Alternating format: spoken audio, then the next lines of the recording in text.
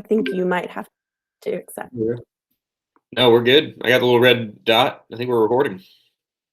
All right, perfect. All right, my name is Sydney Van Bullock, and I am with SC for Ed, the Charleston chapter. And we have with us today Sam Skardon, who is running for District 41. So we're going to give him a few minutes to introduce himself. Sure. Well, thank you, Sydney, and thanks to everyone at SC for Ed for the work you do and for giving me the opportunity to talk with you all today. Really excited, really important issues you all work on. In fact, I think the most important issues in South Carolina. So you're doing very important work, and I'm excited and enthusiastic to join you in advocating for these issues and hopefully be a leader on them in the State House, the State Senate, specifically for District 41. So I'll tell you a little about myself. I grew up here in the Low Country. I went to Charleston County Public Schools. And, I have the stories, too, of, missing classes because the air conditioner was broken. I distinctly remember my 7th grade social studies textbook. The first thing we learned in it was everything that was out of date in it. Our teacher had to tell us that the Soviet Union, although depicted in the maps in the book, no longer existed. And that experience is happening over and over still today. I have a friend who sends her son to Stiles Point Elementary over here on James Island, where I live. They have one of the nicest, newest STEM labs in Charleston County. Really state-of-the-art facility, and her son has been at the school for 2 years, never been inside of it because they don't have a teacher qualified to teach there. So we've invested in the facility, the lab, and we can't recruit and retain a teacher that to teach students in it and to take advantage of it, which I just think is the state of our public education in a nutshell. We're missing the key parts to make it work and to get us off the bottom of every list in the country. It is the most important issue in our state for a lot of reasons. First of all, I think we have a moral obligation to let every child in South Carolina live up to their God-given potential. That requires giving them the best education we possibly can. It's an economic imperative that, in addition to the moral side of it, we're not training students for jobs in the 21st century. So one of the biggest, I work in small business lending. I have a background in economic development. And I'll tell you, one of the hardest things about building an economy in Charleston is trying to convince people outside of Charleston and outside of South Carolina that we have a workforce that's capable of doing 21st century jobs. And to be honest, we don't right now. And that's a failing of the state. And it's a long-term threat to the vitality and the success of all of us and our community as a whole. So I think SC for Ed is on the right track on a lot of the issues you all advocate on. I'm glad you have made such a big impact and such big waves, and look forward to working with you, hopefully as an elected leader in Columbia soon. Awesome. Thank you. All right, we're going to get started with the questions. Some of them were prepared by SC for Ed, and then I do have one that was a write-in question. Right. So my first question for you tonight is, what do you believe is the top issue surrounding public education in South Carolina? There's a lot. The three I usually go with, and I'll narrow it down to one, but I think early childhood, universal pre-K, extremely important. Recruiting and retaining the best teachers we can is extremely important. And alleviating our disparities. I mean, the disparities in our public education system are just shameful. And it's not that South Carolina has universally bad schools. It's that South Carolina, and even in our district, has some excellent schools and a lot of failing and poor schools. In fact, our district is a perfect microcosm of it. We have 33 public schools that are either in our district or serve students who live in our district. Of those 33, 16 of them are good or excellent rated, and 17 of them are poor or failing rated.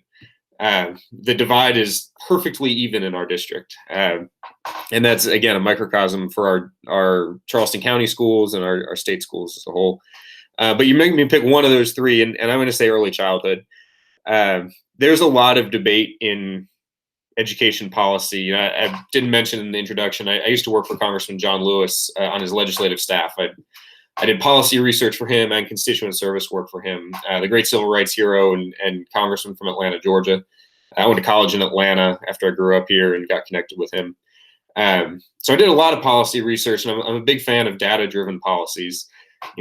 We know what works in a lot of cases. It's just a question of, are we willing to pay for it? Are we willing to put our political capital and shoulder behind it to lead us to those solutions?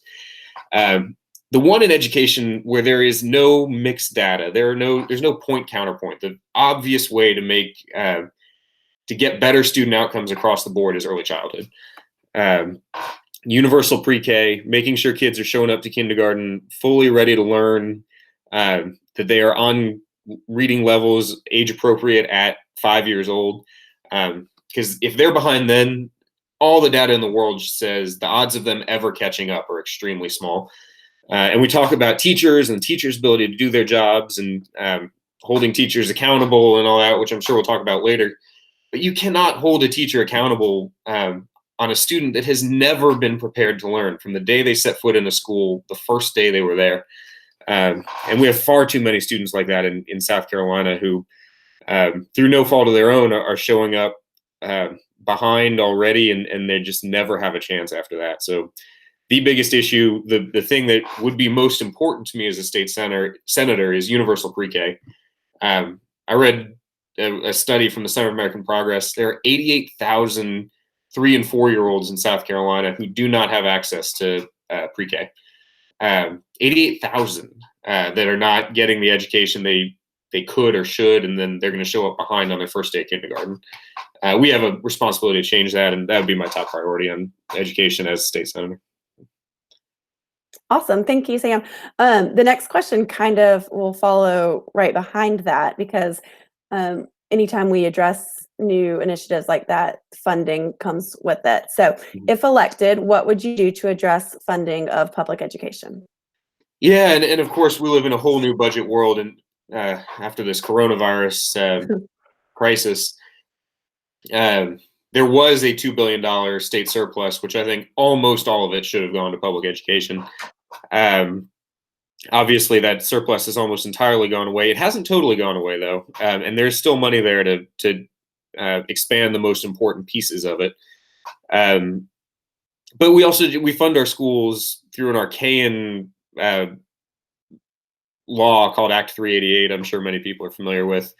It was designed to protect wealthy property owners from ever having to pay their fair share for public schools. It has the results of it over the last 13 years. It has driven disparities. It has created inequities in funding. It has handcuffed school districts and their ability to raise additional funding. It has tied the funding of schools to the condition of the economy. And unfortunately, as we go into what could be a long recession as a result of this virus, that means at a time when we need it most, our school funding is being threatened to be cut again. So we have to repeal Act 388. We have to fund in a much more equitable way, in a way that ensures schools have consistent funding, high quality funding, reliable funding. But yeah, we got to get rid of 388 and go back to the drawing board on it. Perfect. Thank you. You've kind of addressed this already, but what is your opinion of the state of public education today in South Carolina? Yeah. I go back to a story. I grew up here, like I said. I was Charleston County Public Schools back in the 90s. And I remember riding to school, I think it was in 4th or 5th grade with my mom. And there was a big billboard that said South Carolina was 51st in public education in the country. And I thought, that's a funny joke because there's only 50 states. And I remember my mom explaining to me, well, that DC or Puerto Rico gets counted in a lot of rankings. So no, we actually can be 51st. And it's amazing to me that doesn't set off alarm bells. That doesn't trigger a state emergency crisis. To be 51st on one of the most important things you can have in our government and our communities is our schools. And unfortunately, the drive to improve public education ever since then has just never been there in our state government. We've had some good leaders, some good champions, but unfortunately, they've never had a majority, and they've never had the tools and the support they need to get major systematic changes across the finish line. So yeah, I think we need to elect leaders who see it as the number one priority to reinvent and light a fire under our system. Because yeah, another thing I hear a lot is every now and then in teacher pay conversations, you'll hear, well, we pay the Southeastern average, or we're trying to get up to the Southeastern average. Man, I hate that. That's like someone telling you you're trying to win a race of tortoises, or not win. You're trying to come in the middle of a pack in a race of tortoises. I want to be leaders in the national average. I want to be leaders in, number one in the national race. I don't want to be middle of the pack in the Southeast. What a terribly low goal to set for us. I think far too many of our elected officials right now are set for the state. Okay, so kind of as a follow-up, what steps would you take to improve public education? I think you cut out for just a second, but what I heard was, what steps would you take to improve public education? Yes. Okay, great. Yeah, well, like I said, universal pre-K got to be first and foremost. Again, we talked about this, but all the data just shows that unequivocally, students showing up ready to learn is the most important thing. Second, I'd go to quality teachers. We got to recruit and retain the best teachers we can. And that means pay them better. It means better working conditions. That means fairer working conditions. A lot of great quality teachers never end up in the classroom. They don't teach because they are also well qualified to do other professions that pay substantially better, that offer substantially better benefits. So it's not just an issue of, here are our teachers. Now we just got to, we got to pay them better than Georgia does, or we got to pay them better than this county does, so they'll move to this county. We got to see teachers as people who are fully qualified to do a wide variety of jobs in our community, and therefore pay them competitively so that teaching will be a good option for them. And right now we don't do that. We got to give them benefits that, again, make teaching a quality option for them, and working conditions that allow for teachers to catch their breath in the middle of the day. I know I wouldn't want my child being educated by someone who's gone 7 hours straight without any kind of break, without any opportunity to collect themselves and put some actual thought into what they're going to tell my child at the end of the day, or something like that. So we got to recruit and retain better teachers. We got to do pre-K, a universal pre-K, not just small expansions, full universal pre-K. And then we have to go after the disparities. One thing I'm really proud that I've done is I'm a graduate of the Academic Magnet High School here in Charleston County.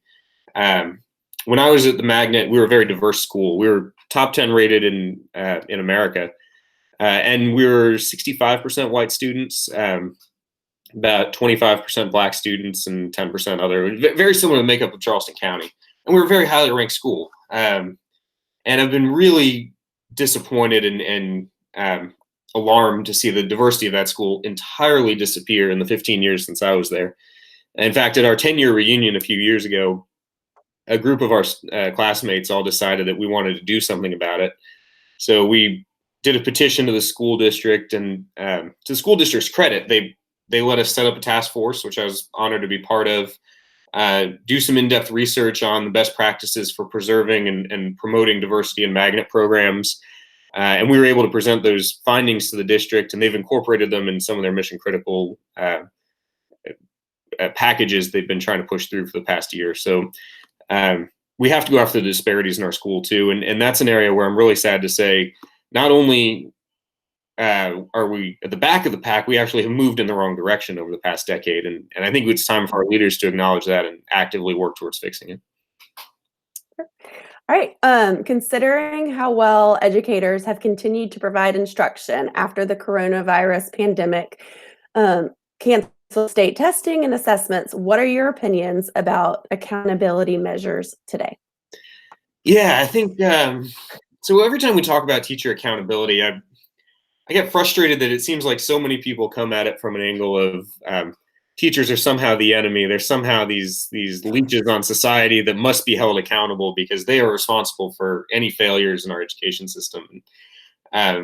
We need to treat teachers as allies, partners, assets, who are literally doing the Lord's work in educating our children. And I think rather than the focus being so much on how do we hold them accountable, how do we find the bad ones, how do we root out these terrible people who are the reason our schools are failing, I think we got to totally change the conversation on that and change it to how do we support our teachers? What are ways that, um, how can we identify a deficiency and fill that hole rather than punish the person that we perceive to be responsible for it, even though I'd argue the responsibility often lies elsewhere.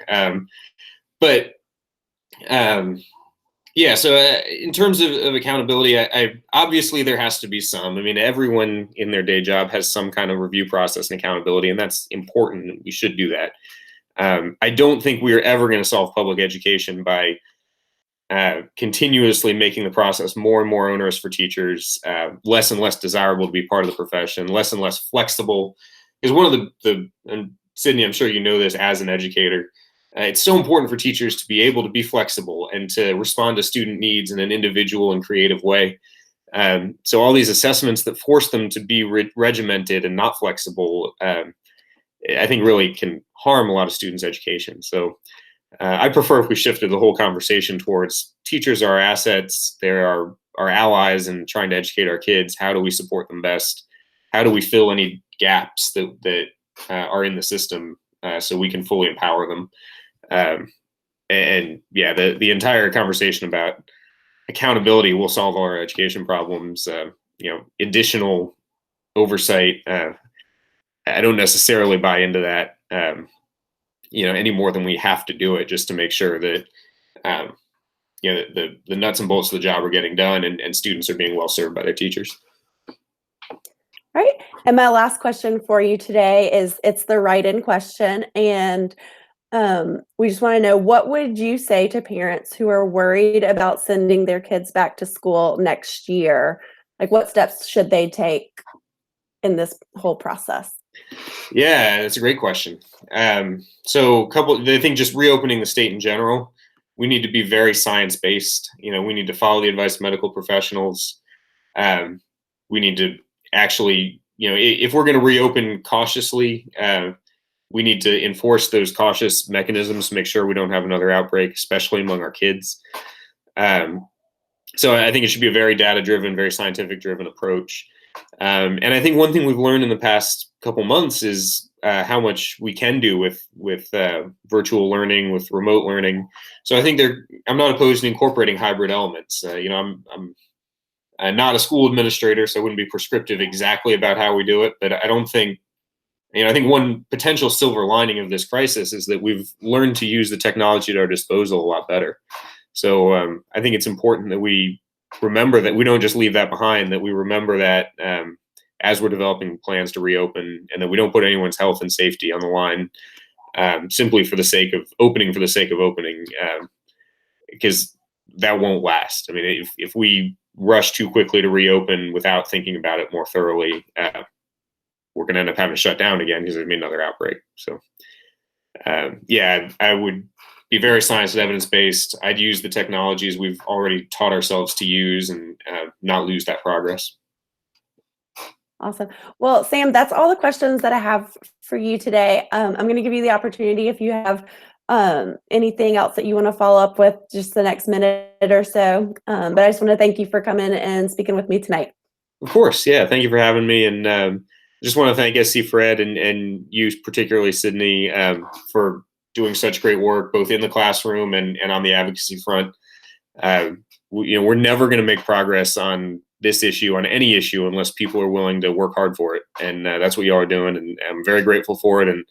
And I hope that you already consider me an ally, but I look forward to being even more of an ally in Columbia next year. Awesome. Thank you so much, Sam. All right. Thanks, Sydney.